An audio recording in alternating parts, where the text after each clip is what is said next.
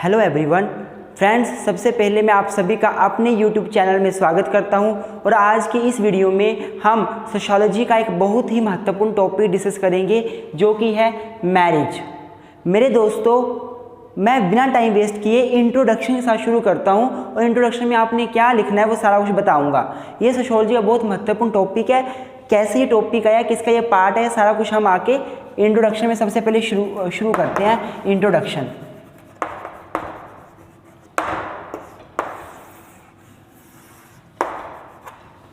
मेरे दोस्तों, मैंने पहले भी एक वीडियो बनाई थी जिसका नाम था इंस्टीट्यूशन, उसके डेफिनेशन, मीनिंग और कैरेक्टरिस्टिक्स। अगर वो डेफिनेशन आपने अभी तक नहीं देखी है तो प्लीज़ जाएं, उस वीडियो को ज़रूर देखें। उस वीडियो के साथ डायरेक्ट लिंक इस टॉपिक है जो मैं आज करवाने लगा हूँ। मेरे दोस्तों, मैंने उस वीडियो में आपको बताया था कि इंस्टीट्यूशन या आप सोशल इंस्टीट्यूशन भी बोल सकते हो। इसका मतलब होता है कि जब कुछ लोग आपस में इकट्ठे होकर आगे आते हैं और वो अपनी नीड्स को सेटिस्फाई करने के लिए कोई सोशल स्ट्रक्चर बनाते हैं जो कि अब्स्ट्रैक्ट नेचर का होता है, तो ऐसे सोशल स्ट्रक्चर को हम इंस्टीट्यूशन बोलते हैं। What do you mean by institution? मैंने आपको बताया था, institution means a social structure और an organization which is made by the people for satisfying their own needs. हम ह्यूमन बींग्स सेल्फ सफिशिएंट नहीं हैं। हम अपनी चीज़ों से, जो हमारे पास सामान है, हमारे पास थिंग्स हैं, जो हमारे पास रिसोर्सेज हैं, हम उसके माध्यम से अपनी सभी ज़रूरतों को सेटिस्फाई नहीं कर सकते। हम दूसरों के ऊपर डिपेंड करते हैं। We depends upon other for many things, for many needs, for satisfying many needs, and therefore when in order to satisfy various physical, social, economic and many needs, political many needs, people come together and form a social structure, then this is called the institution, and when institution takes place in society, this is called the social institution. तो मैंने आपको वहाँ पे बताया था कि social institution can be of different type. There are many example of social institution such as marriage, such as family, such as government, such as education, such as laws, such as these all are example of social institutions. These all are example of social institutions. These all are examples of social institution. तो मेरे दोस्तों, जब society में कुछ लोग आपस में इकट्ठे आकर कोई एक अब्स्ट्रैक्ट नेचर की चीज़ तैयार कर देते हैं, एक सोशल स्ट्रक्चर तैयार कर देते हैं, सोशल ऑर्गेनाइजेशन तैयार कर देते हैं ताकि वो अपनी नीड्स को सेटिस्फाई कर सके और साथ में अपने आप को कंट्रोल कर सके, तो उसको बोला जाता था सोशल इंस्टीट्यूशन। मैरिज भी सोशल इंस्टीट्यूशन है, फैमिली भी सोशल इंस्टीट्यूशन है, गवर्नमेंट भी सोशल इंस्टीट्यूशन है, एजुकेशन भी सोशल इंस्टीट्यूशन है, लॉज भी सोशल इंस्टीट्यूशन है। ये सारे जो है वो टाइप्स हैं सोशल इंस्टीट्यूशन के। Religion is also social institution. ये जितने भी हैं ये क्यों बने हैं, ये लोगों ने क्यों बनाए हैं, सारी सोशल स्ट्रक्चर क्यों तैयार किए हैं, क्यों इन चीज़ों को तैयार किया है, एब्स्ट्रैक्ट चीज़ों को, एक एब्स्ट्रैक्ट थिंग्स को, ताकि लोगों की अपनी नीड्स सेटिस्फाई हो सकें। मैरिज क्यों की जाती है? ताकि लोग अपनी सेक्सुअल नीड्स को सेटिस्फाई कर सकें, अपनी फैमिली को आगे बढ़ा सकें। फैमिली क्यों बनाई जाती है? ताकि बुढ़ापे में बच्चे जो है वो पिता की सेवा कर सकें, उनकी डेथ के बाद उनकी अग्नि को, उनके शरीर को अग्नि दे सकें। गवर्नमेंट क्यों बनाई जाती है? ताकि सोसाइटी में लोग एक दूसरे के साथ लड़ाई ना करें, सभी जो है वो बिल्कुल पीसफुल तरीके से रहें, सभी को जीने का अधिकार मिल सके। एजुकेशन क्यों बनाई जाती है? इसके पीछे पर्पज़ है, लोगों को पता चले सोसाइटी में हो क्या रहा है, क्या सही है, क्या गलत है, उसका पता चल सके, क्या जस्ट है, क्या अनजस्ट है, उसका पता चल सके। लॉज क्यों बनाए जाते हैं? ताकि सोसाइटी में कंट्रोल इस्टेब्लिश किया जा सके। तो ये जितने भी इंस्टीट्यूशन है, these all are social institutions और आज की इस वीडियो में हम इन सभी में से एक इंस्टीट्यूशन को डिस्कस करेंगे, दैट इज मैरिज। तो आई होप आपको ये जो इंट्रोडक्शन है आपको पता चल गई होगी। आप ये सारी चीज़ें इंट्रोडक्शन में लिख सकते हो। इंट्रोडक्शन में आप लिख सकते हो कि सोशल इंस्टीट्यूशन क्या होते हैं, सोशल इंस्टीट्यूशन के टाइप्स क्या क्या है, इसके एग्जाम्पल्स क्या क्या है, इसका मीनिंग, ये सारा कुछ आप इंट्रोडक्शन में लिख सकते हो। और लास्ट में आप लिख सकते हो amongst various social institution marriage is one of them. And let's now discuss with the meaning of marriage.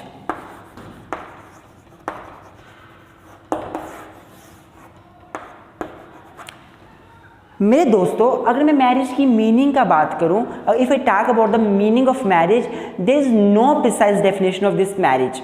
Different scholars have tried to explain the term marriage in their own way, in their own language. They give their own idea. Some says marriage is for the creation of children. Some says marriage is for the establishment of family. सभी लोगों ने अपने अपने views दिए हैं। Marriage के लिए कोई एक प्रिसाइज यूनिवर्सल डेफिनेशन नहीं है।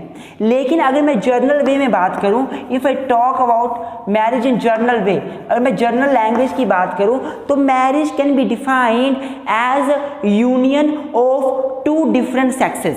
It is a union of, it's a legal union, rather आप लिखो it is a legal union of two different sexes. क्या है मैरिज? मैरिज एक लॉफुल यूनियन है, लॉफुल तरीके से इकट्ठा होना है दो डिफरेंट लोगों का. What is marriage? Marriage is basically a union, a legal union, a ratified union by law. Ratified, जिसको रेटिफिकेशन मिली है, जिसको लॉ ने रेटिफाई किया हुआ है. It is a legal union of two different sexes. जब दो डिफरेंट सेक्स के लोग आपस में इकट्ठे आते हैं और आपस में रिलेशन बनाते हैं, this legal union is called marriage. This legal union is called marriage. What is marriage? It is a legal union of two different sexes. Therefore, when two different sex persons come together for satisfying their needs,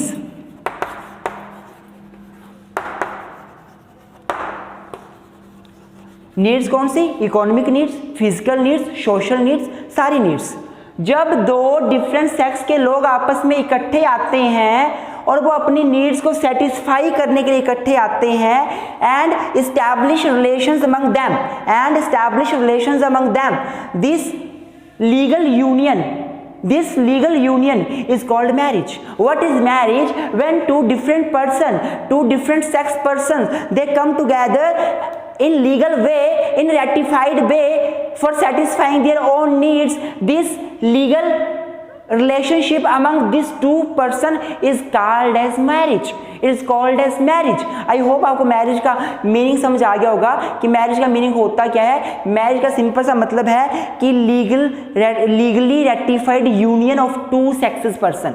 जब दो sex के लोग आपस में इकट्ठे आकर एक union बनाते हैं, एक जोड़ा बनाते हैं, एक इकट्ठे होते हैं अपनी नीड्स को सेटिस्फाई करने के लिए. कौन सी needs? Physical needs, social needs, economic needs, सभी तरह की नीड्स को सेटिस्फाई करने के लिए. तो इस यूनियन को मैरिज बोल देते हैं. ऐसे जोड़े को हम, इस यूनियन को हम क्या बोल देते हैं? मैरिज बोल देते हैं. मेरे दोस्तों, वैसे भी आपको पता ही है कि इंस्टीट्यूशन इस्टेब्लिश ही इसलिए किया जाता है ताकि अपनी बेसिक नीड्स को सेटिस्फाई किया जा सके. तो यहाँ भी बेसिक नीड्स ही सेटिस्फाई हो रही हैं. तो this is about the meaning. अब आइए डेफिनेशन की तरफ चलते हैं कि इसकी डेफिनेशन क्या है. तो मेरे दोस्तों, अगर अब मैं डेफिनेशंस की बात करूँ तो डिफरेंट स्कॉलर्स ने मैरिज को अपने तरीके से डिफाइन किया है. अगर मैं मैलिनवोस्की की बात करूं, अकॉर्डिंग टू मैलिनवोस्की, तो ये क्या बोलते हैं? Marriage is the contract for production and maintenance of children. तो क्या बोलता है मैलिनवोस्की कि मैरिज जो है वो एक कॉन्ट्रैक्ट है. क्यों कॉन्ट्रैक्ट किया गया है? चिल्ड्रन को प्रोड्यूस करना है, प्रोडक्ट करना है, चिल्ड्रन को जन्म देना है और सारे उनको मेंटेन करना है. मेलन बोस्की ने बड़ी संकीर्ण डेफिनेशन दी है। इन्होंने कहा है कि मैरिज का सिंपल सा मतलब है जब दो लोग आपस में एग्रीमेंट करते हैं ताकि उनके बीच बच्चे पैदा हो सकें और वो उन बच्चों को मेंटेन कर सकें, तो ऐसे एग्रीमेंट को हम क्या बोल देते हैं, हम ऐसे एग्रीमेंट को मैरिज बोल देते हैं। अकॉर्डिंग टू दिस डेफिनेशन, अगर आप मुस्लिम रिलीजन में जाइए, अगर आप मुस्लिम धर्म में जाइए तो वहाँ पे मैरिज को कॉन्ट्रैक्ट माना गया है। वहाँ पे एक पार्टी जो है वो इजाब करती है, दूसरी पार्टी कबूल करती है, एक ऑफर करती है, दूसरी एक्सेप्टेंस करती है, तो वहाँ पे मैरिज कॉन्ट्रैक्ट है। लेकिन अगर हम हिंदू धर्म में देखें तो हिंदू धर्म में मैरिज कॉन्ट्रैक्ट है और मैरिज साथ ही साथ सैक्रामेंट भी है। मैरिज कॉन्ट्रैक्ट तो है ही है, लेकिन मैरिज सैक्रामेंट भी है। सैक्रामेंट का मतलब है कि वो रिलीजन, वो कहीं ना कहीं लोग मैरिज करते हैं क्योंकि वो इसको एक पवित्र बंधन मानते हैं, कॉन्ट्रैक्ट ही नहीं मानते।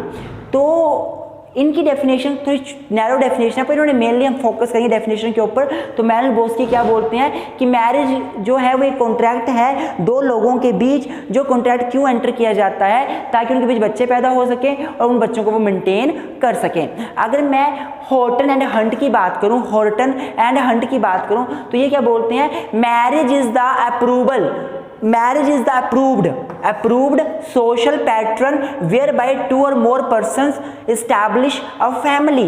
इन्होंने क्या बोला कि मैरिज का मतलब है एक अप्रूव्ड पैटर्न, एक अप्रूव्ड ऑर्गेनाइजेशन। अप्रूव्ड मतलब जिसको मान्यता मिली हुई है लोगों की नजरों में। यह एक अप्रूव्ड सोशल पैटर्न है जिसके अंडर दो या उससे ज्यादा पर्सन आपस में मिलकर एक फैमिली एस्टैब्लिश करते हैं। हॉर्टन एंड हंट ने जो डेफिनेशन दी है उसके हिसाब से जब दो या दो से ज्यादा लोग आपस में आगे आते हैं, क्यों आगे आएंगे, ताकि फैमिली बन सके, ताकि फैमिली एस्टैब्लिश हो सके, तो उसको मैरिज बोलते हैं। आई होप आपको दोनों डेफिनेशन समझ आई होंगी। अगर डेफिनेशंस क्लियर हैं तो आइए डिस्कस करते हैं मैरिज के इसेंशियल कैरेक्टरिस्टिक्स। तो मेरे दोस्तों, अगर मैं कैरेक्टरिस्टिक्स की बात करूं, मैरिज की कैरेक्टरिस्टिक्स क्या होती हैं, तो सबसे पहली कैरेक्टरिस्टिक्स आप लिख सकते हो कि यह यूनिवर्सल फिनोमिना है। यह यूनिवर्सल फिनोमिना है। मेरे दोस्तों, मैरिज एक ऐसा सोशल इंस्टीट्यूशन है जो हर जगह विद्यमान है, हर जगह पाया जाता है। जहां भी सोसाइटी होगी वहां पे ये सोशल इंस्टीट्यूशन किसी ना किसी फॉर्म में पाया ही जाएगा। आप इंडिया में आ जाओ, पाकिस्तान में चले जाओ, अमेरिका में चले जाओ, इंडस्ट्रियल सोसाइटी में चले जाओ, अग्रेरियन सोसाइटी में चले जाओ, ट्राइबल कम्युनिटी में चले जाओ, आप कहीं भी चले जाओ, मैरिज आपको देखने को मिलेगी। What is marriage? It is basically a legal union of two different sexes person. जब दो लोग आपस में इकट्ठे आकर कोई यूनियन एस्टैब्लिश करते हैं तो ये क्या है, मैरिज है। तो मैरिज अमेरिका में भी होती है, इंडिया में भी होती है, पाकिस्तान में भी होती है, नेपाल में भी होती है, भूटान में भी होती है, फिलीपींस में भी होती है, हर जगह मैरिज होती है। तो marriage is universal phenomena. It is not any particular phenomena but it is a universal. It exist everywhere where there is society there would be marriage. The concept of marriage, the institution of marriage would be there. Second, permanent। मेरे दोस्तों, marriage कोई temporary instrument नहीं है, temporary social structure नहीं है, temporary social organisation नहीं है, यह परमानेंट है। जब से सोसाइटी बनी है तब से लेकर आज तक मैरिज विद्यमान है। Two person come together establish social structure called marriage.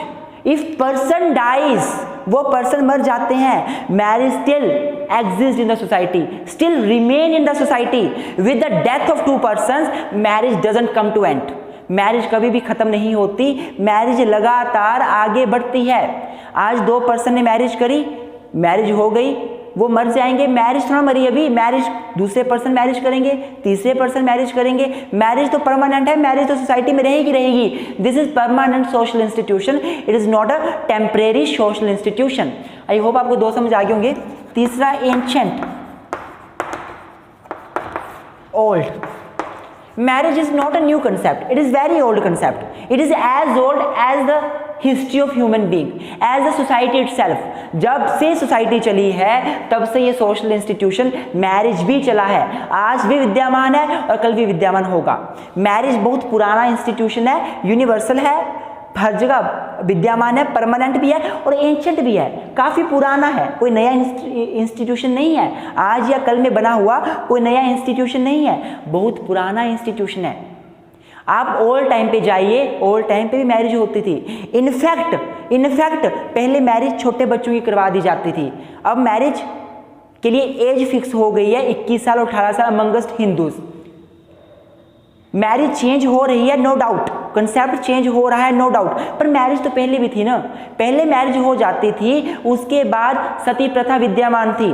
The woman was to die with the husband if husband die, he was to burn with the husband in the fire along with the husband if husband dies before her, but now that's doesn't happen, ऐसा नहीं होता, अब ऐसा नहीं होता, women अपने husband के साथ नहीं जलती।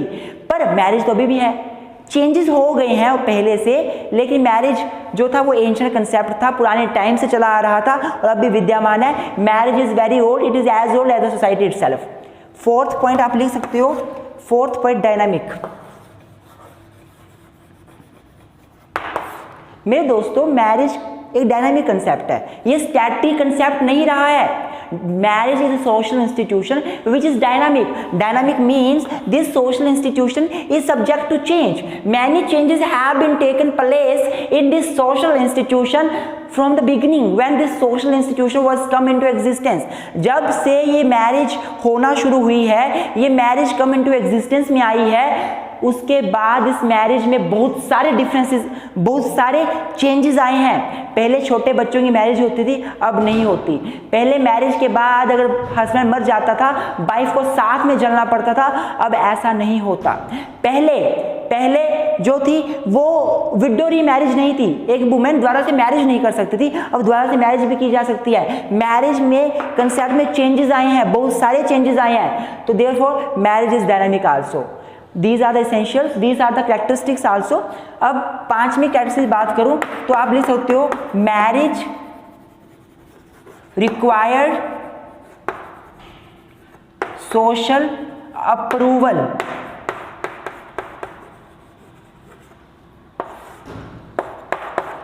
जो मैरिज है वो सोशल अप्रूवल चाहती है, marriage required social approval. Marriage तभी लीगल मानी जाएगी, basically what is marriage? Marriage is a legally ratified union among two sexes person. But मेरे दोस्तों 2 मिनट रुको, लेट मी कम हियर। आप एक बार यहाँ से दोबारा ये डायनामिक में देखो, आप ये बोलोगे, ये भी आप लिख सकते हो कि मैरिज इज डायनामिक कंसेप्ट। एक तो मैंने आपको बता दिया, पहले मैरिज छोटे बच्चों की होती थी, अब ऐसा नहीं होता, मैरिज का कंसेप्ट चेंज हो रहा है।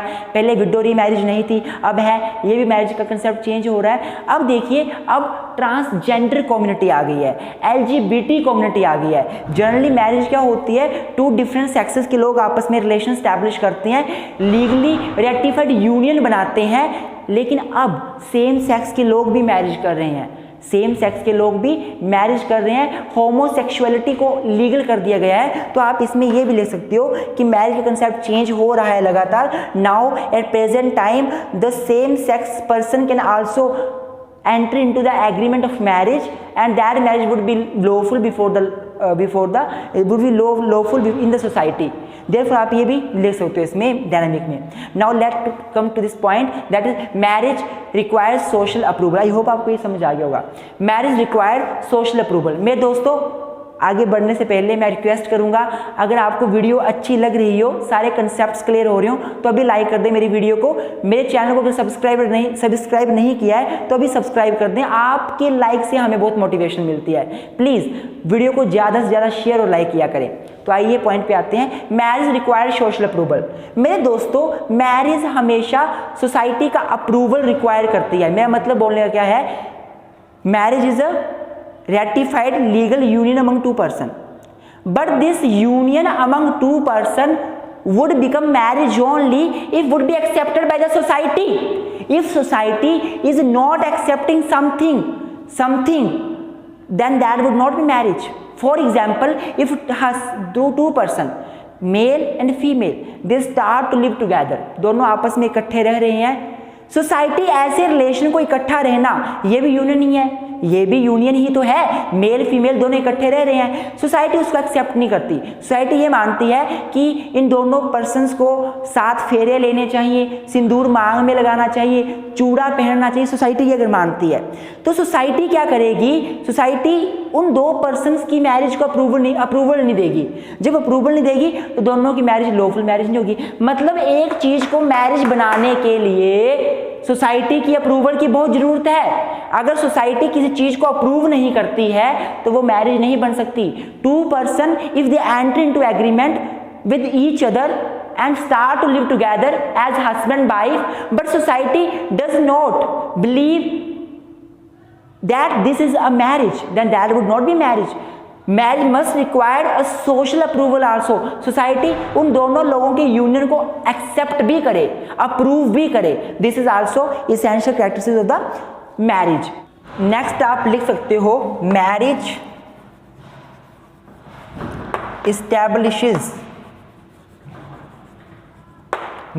establishes family। मेरे दोस्तों ये अगली कैरेक्टरिस्टिक्स है जो आप मैरिज में लिख सकते हो।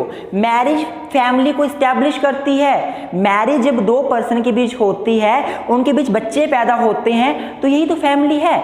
हम फैमिली को अलग से डिस्कस करेंगे, फैमिली क्या होती है, ये भी एक सोशल इंस्टीट्यूशन है, तो इसको अलग से पढ़ेंगे हम अच्छे से। उस टाइम बताऊंगा फैमिली होती क्या है। जनरली आप समझ लो कि family consist husband, wife, their children and servant and how the children they are born only after marriage. Marriage is helpful in establishing the family. This is another characteristic of marriage. एक और point जो आप साथ में point लिख सकते हो आप, सोशल इंस्टीट्यूशन। ये मेरा बीच में छूट गया, कहीं बीच में डाल लेना इसको। वैसे सोशल इंस्टीट्यूशन मेरे दोस्तों, मैरिज एक सोशल इंस्टीट्यूशन है। This is not a political institution, this is not a economic institution, this is social institution because it does exist in the society.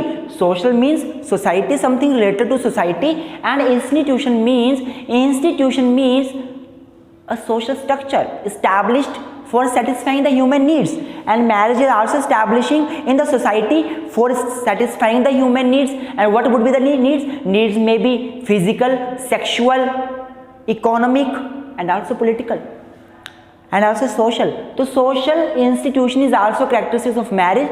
Marriage is basically a social institution. आप अगला point लिख सकते हो 8वां, marriage is directly connected with the religious ceremonies. Directly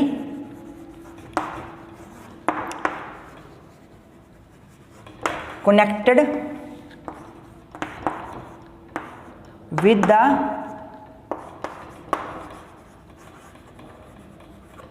religious ceremonies। Marriage जो है वो religious ceremony से कनेक्ट करता है। मैरिज दो लोग जो करते हैं वो कहीं ना कहीं उनकी जो रिलीजन है उसके हिसाब से मैरिज करते हैं। अब हमारे इंडिया में हिंदू धर्म वाले हिंदू धर्म की मान्यताओं के हिसाब से मैरिज करते हैं, मुस्लिम धर्म वाले मुस्लिम धर्म के अनुसार मैरिज करते हैं, क्रिश्चियन धर्म वाले क्रिश्चियन धर्म के अनुसार मैरिज करते हैं। बाकी भी जितने भी धर्म के लोग हैं, सिख, बुद्धिज्म, जैनिज्म, ये सारे अपने धर्म के हिसाब से मैरिज करते हैं। तो मैरिज जो डायरेक्टली कनेक्ट करती है रिलीजियस सेरेमनी से, और ये religious ceremonies are very helpful for providing the legal status to marriage. If a person enter into a marriage according to religious ceremonies of his religion, then that marriage would be considered as a valid marriage. Therefore, किसी marriage की validity के लिए religion बहुत महत्वपूर्ण role play करता है, religious ceremonies बहुत महत्वपूर्ण रोल प्ले करती हैं। मेरे दोस्तों, आज की ये वीडियो बहुत लंबी हो रही है, इसलिए मैंने इस पार्ट को यहीं तक सीमित किया है। अगले पार्ट में मैं आपको मैरिज के फंक्शंस बताऊंगा, मैरिज के टाइप्स बताऊंगा। प्लीज़ उस पार्ट को ज़रूर देखें। मेरी मैरिज के ऊपर दूसरे पार्ट को देखना ना भूलें। Thank you very much.